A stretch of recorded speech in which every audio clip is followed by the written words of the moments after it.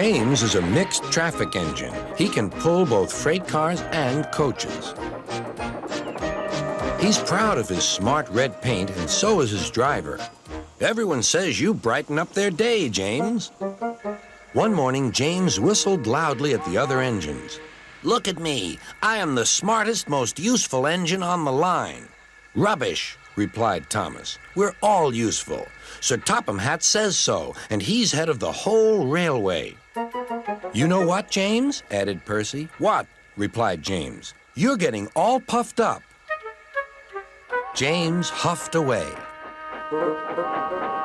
Later, he was still boasting. I'm the pride of the line.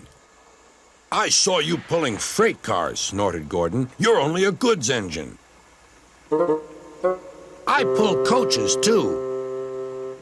Not as much as I do. But Sir Topham Hatt has plans for me. James was only making this up, but Gordon believed him. What plans? Wait and see. Oh dear, he thought. Now what'll I do? Thomas was shunting shining new coaches. Good morning, James.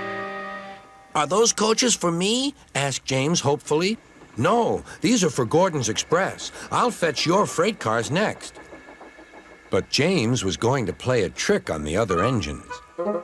Actually, Thomas, I'm taking the coaches. Sir Topham Hatt asked me to tell you. What about the cars? Asked Thomas. Give them to Gordon. Come on, Thomas, said his driver. Orders are orders. So when James's driver returned, James was coupled to the coaches and he puffed away.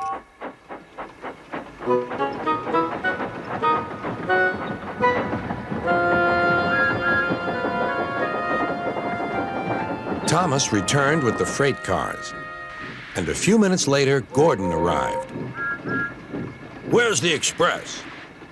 Thomas told him about James, and so here are your cars. Gordon was very cross, and so was his driver.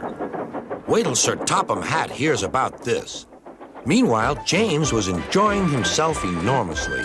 What a clever plan! What a clever plan! He chuffed. Then he saw Sir Topham Hatt. Some jokes are funny, but not this one, James. You have caused confusion. Yes, sir, said James. You will now stay in your shed until you are wanted.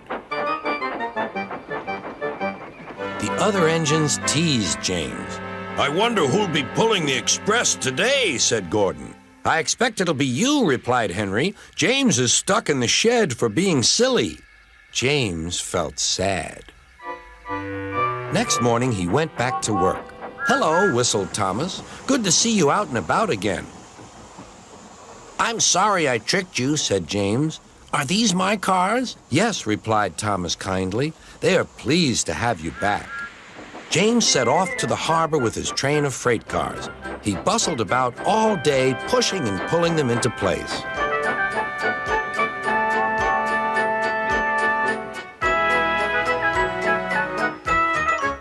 Time to go home now, James, said his driver at last. No cars or passengers, just we two. But his driver was wrong. Excuse me, called a man. I have a meeting with Sir Topham Hatt, and I mustn't be late. May I ride back with you?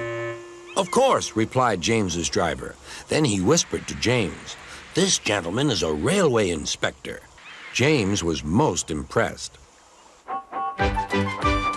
He steamed along the line as smoothly and quickly as he could.